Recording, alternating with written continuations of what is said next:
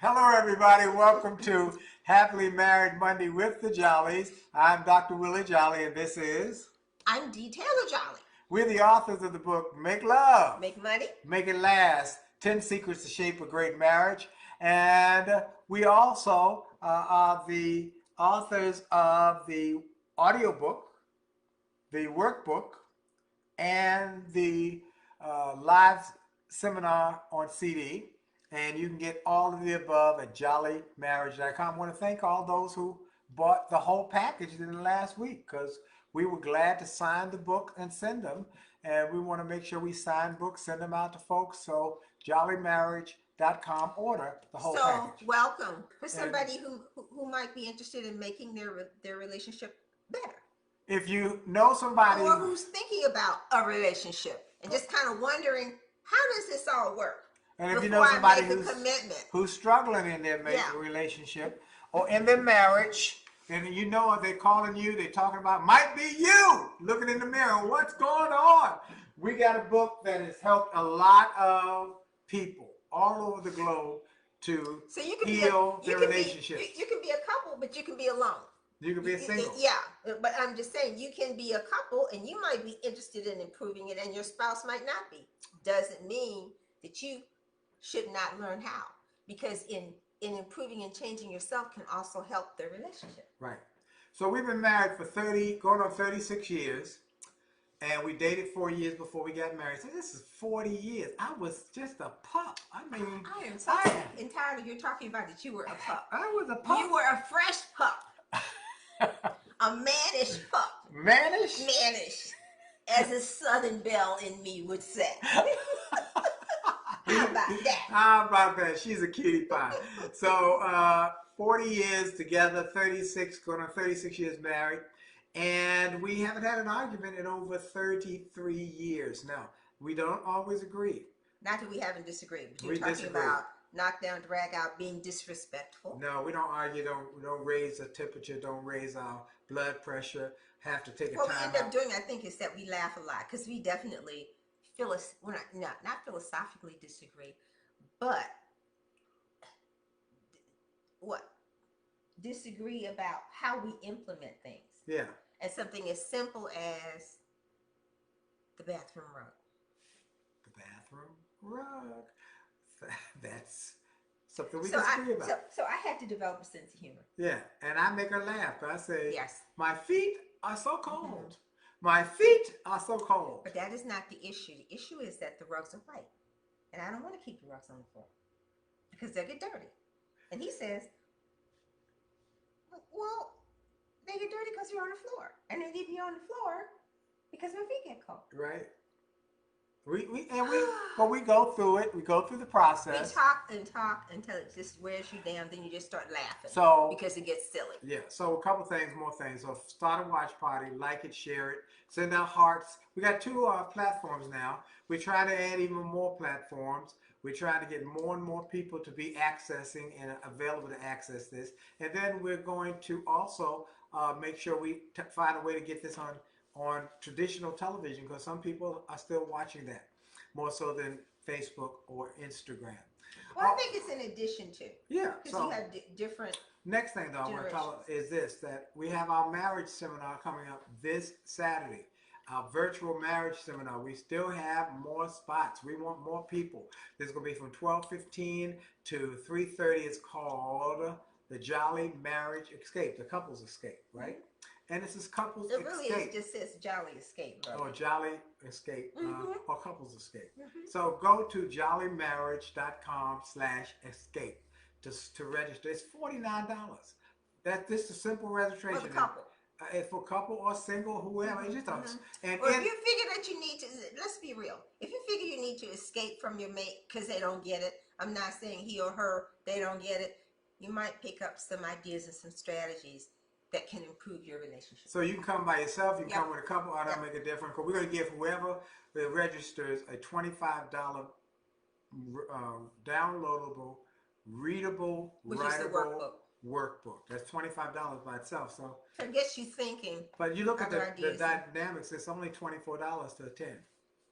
Because you get $25 back in terms of the workbook. So go to jollymarriage.com/escape.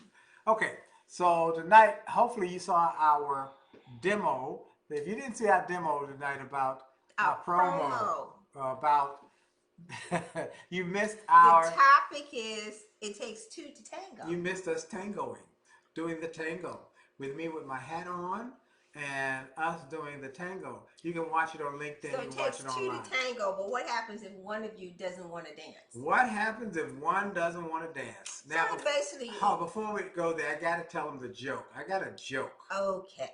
And this is so funny that I did not want y'all to miss it. It's hilarious. So many of you know that we sent out, well, hopefully you're on our newsletter list. If you're not, go to winwithwillie.com, winwithwillie.com, and sign up for the newsletter list. Well, I sent it out, and one of my old mentors, he sent me the funniest responses. And I said, I got to share this with people. So we talked about in the email that the three big boulders that break up marriages are sex, money, and communication. And the common thread is communication. So if you can't communicate, which is more than talking, it really is listening, having empathy, then you got a problem with everything. So he's 83 years old, and he shared these thoughts on sex, money, and communication. Dr. Jolley, you were right about sex. When I got divorced, my ex-wife said, we only had sex 2 times in the last 20 years. And I responded, there you go again, exaggerating. He said, you're also right about money. As it were, my wife was a magician. She took the money and made it disappear. And then he said, you're also right about the lack of communication. I was... You are so terrible with telling jokes. I guess not. He said, you're right about lack of communication. I was reluctant. Oh my God. I was reluctant to call my wife because she set up a 900 number for me to call her. Last but not least, he said, when I was 18 years old, I laid in my bed and said, please, God, before I die, let me have sex. He said, I'm now 83 years old, and I lay in my bed and said, please, God, before I die, let me have sex. One more time. Lord have mercy. Oh, are they hilarious or what? He is so funny. The one about, though, there you go again, exaggerating again. That when he said that, I fell on the floor when I read that. All right, so I want to say hello to my friend Bobby Kinzer. Where's my microphone? Is this thing on? Is this thing on? So Bobby Kinzer's on. David Robinson's on. We got Donna Marie. Hey, we got Kenya McAfee, my dear friend. Moses is on with us. The Ward Sanders is on. David Robinson and more people are joining on. We got folks over here on Instagram. We got Derek and we got Alan Thompson. And we got Mohawk Blondie and a number of others. So God bless you. Glad to have you on. Well, let's talk about this topic area this evening. It takes 2 to tango. And what happens when one of you doesn't want to dance? That's a big issue because we've had letters. We asked y'all to send us your letters. And your letters have come in. Which is really email. Emails. info@williejolly.com. Any questions, thoughts that we might want to share, or we might want to answer. We don't guarantee we'll deal with everybody's online or on on the program. But our goal is to respond personally. We want to respond to people. So we've had a number of them who say that we having problems and we get no communication. There's one who said my spouse does not want to go to counseling. and we need it. But my spouse was on one counselor. So we always tell people, if your spouse does not want to go to counseling, and you know you guys need counseling, what do we tell them, Dee? You go by yourself. Do not wait for your spouse to agree to go. That might not happen. That's right. You can't make them go, but you can go for yourself and get some counseling. Don't wait on them. And it might improve your overall relationship, because you can get a better sense with the counselor and ask questions and find out more about yourself. Yeah. So to have a meaningful relationship, the two-way street is that you got to know yourself, your own limitations.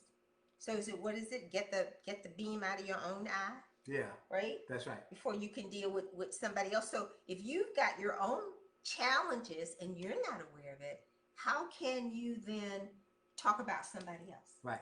So if you have a problem, or your marriage is problematic, and one of your significant other, your spouse, does not want to go to counseling, go by yourself. They might not feel like they need to go. For whatever reason. We don't know why, but let's go back to what we're talking about. It takes two to tango. What happens when one of you doesn't want to dance? Well, one of the things that came to mind with that was when we were newly married. Now, again, this is 36 years ago. An older couple told me, we're interviewing people who've been married 40, 50, and 60 years old, and they said, it takes two to dance, and it takes two to argue. Now, there's a flip side to that. I'm not going to argue because I'm not going to dance. I'm not going to engage in that dance. And that's one way of looking at it. But the other way is I think, more pertinent in the fact that it takes two to tango beautifully. And in order to tango beautifully, the tango is a beautiful dance. We looked at a number of tangos today as we prepared for this. We looked online. It's a dance that the precision of the steps makes it such a beautiful operation. And the precision of a well-oiled relationship, marriage, where one person can finish the other person's thought.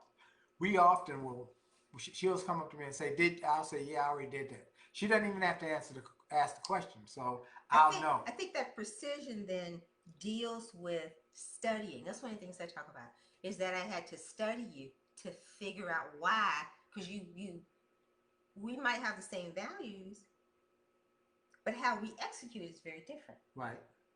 And so I had to study you to learn how you operated.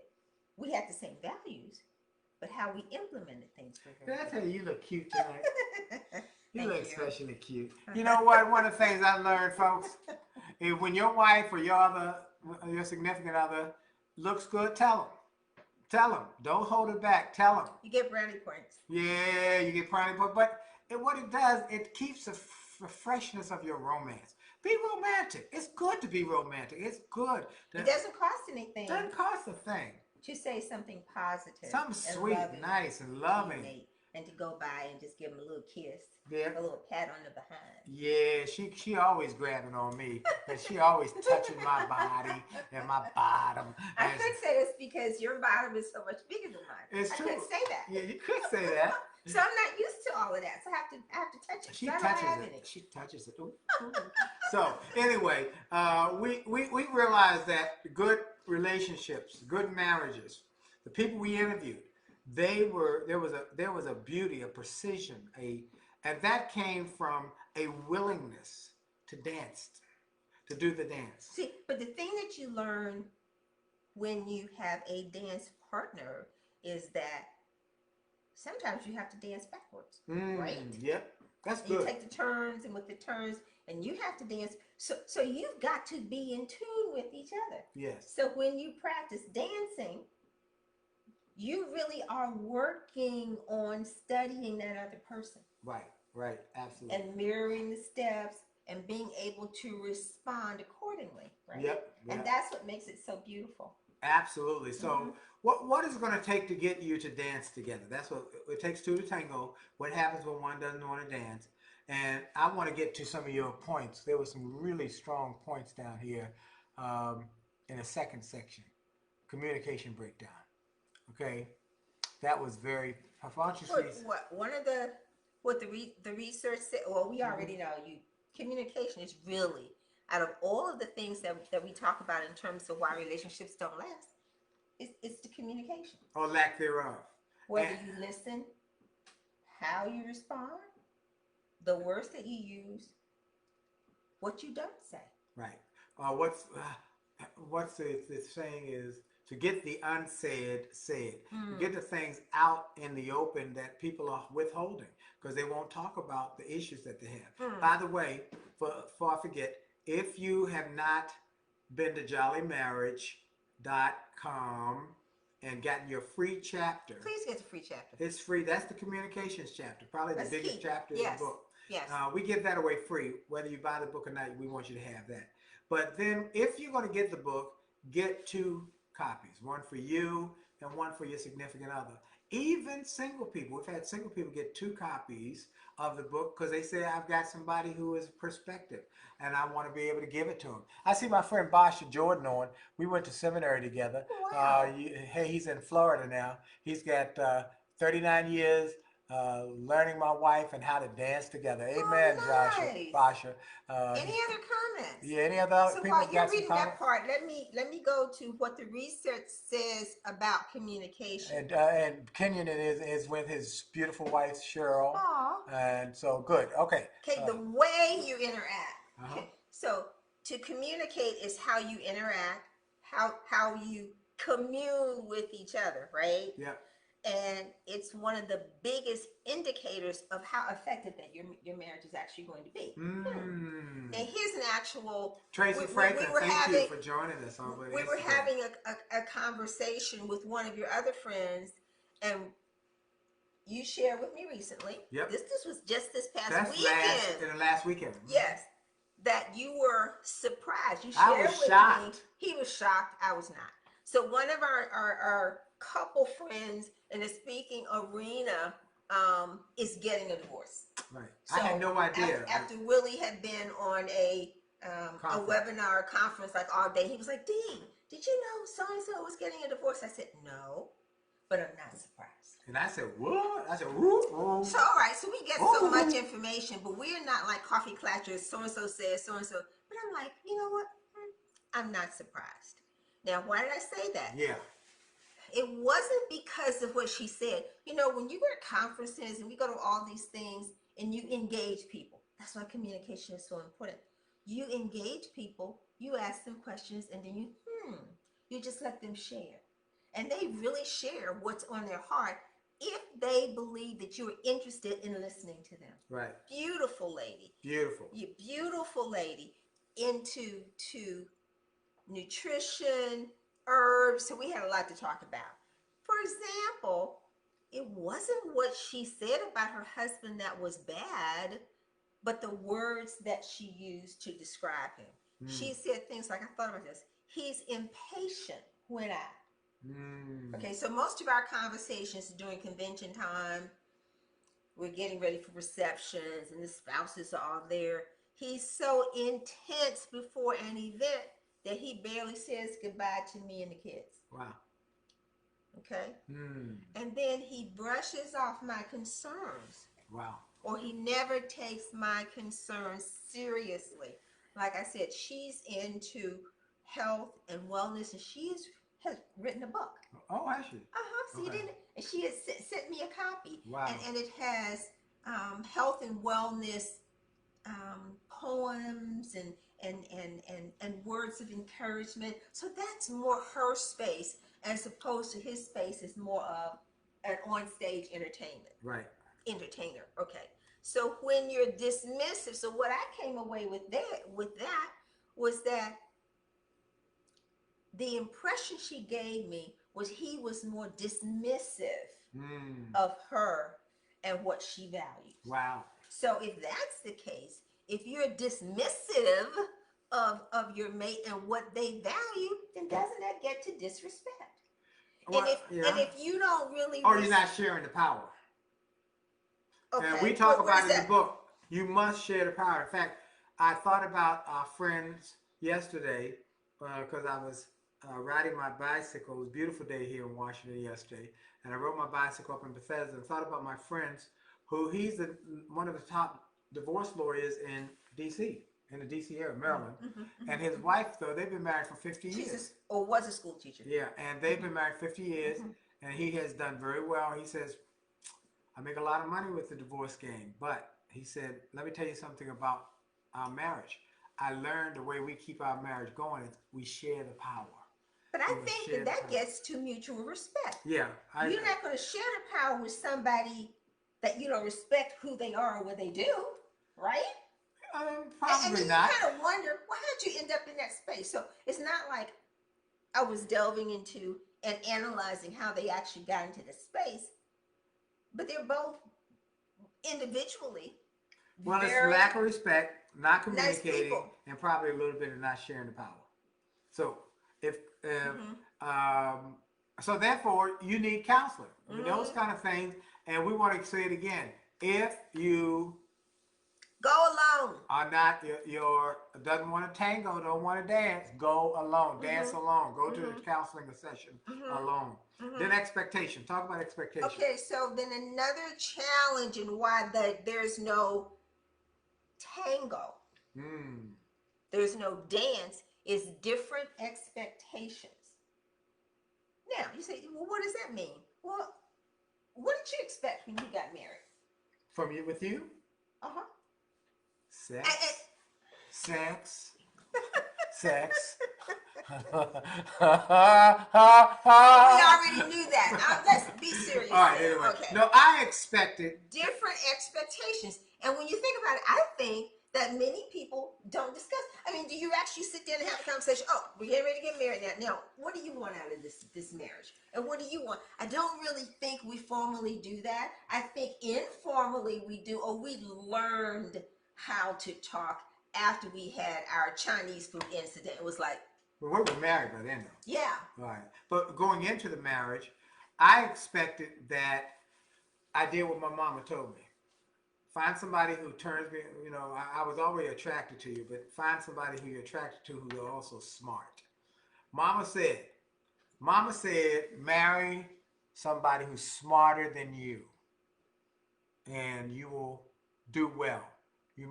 She said, do not marry a dumb woman, because it's going to be nothing but trouble. That's what she said, just like that.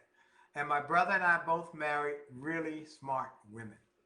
But I didn't, honestly, I really didn't have, in hindsight, I didn't have any expectation because I was not going to get married. She was not getting married. Y'all heard the story. If you haven't, don't have time now. No. But she got caught up in a moment, and we eloped, and we went out to lunch, came back married, and she didn't know what it hit her. Best decision I ever made. So all right. we did not do it up front. We did it in reverse. Yeah. In terms of actually then sitting down and going over and having the discussions about, this is what I want. What do you want? Right. What will make you happy? Oh, and what will make you happy? And one of the things we did, I think it's important that we talk about, I think in the book, when we talk about often, we set goals together. We talk about our goals and dreams and what we want to achieve. We talked about the type of house we wanted. Yes. And we're living in the house that we want. want. We actually talked first about, because we were living in his mother's attic. Okay, yeah. That's another story. Yeah. So we were saving living in his mother's attic because I really wanted to get an apartment. He was like, that doesn't work for Willie because I'm cheap and I'm not going to move out of my mama's house until I can buy something. And that was very wise on his part, because having gone through a divorce, I had moved from a rental to somebody else's condo to somebody else's condo, right? So that was not really my focus, but he was wise enough to say, let us save our money. Let's live in my mama's house. I didn't have to pay rent, and we'll buy a house, which is the house that we live in now. And I made a promise. The other thing about promises, that when you make a promise, keep your word. Mm-hmm. And if you can't keep your word, don't make the promise. Don't make the promise. So I told her, I said, if you live in my mama's attic for 1 year, I promise you, I'll get you a house. And 1 year to the date, we were moving into this house. Mm-hmm. And so we've renovated and expanded it, and we talked through that. Everything. So we had to learn to do it, but it was easier because he was also my friend. Yeah, Bobby Kinza, he said, please finish sharing about the power concept. Interesting point about sharing the power. And that's a great, you're right, Bobby. That is a powerful concept. So I'm going to let Dee talk a little while I find that piece and I will read that. Go ahead.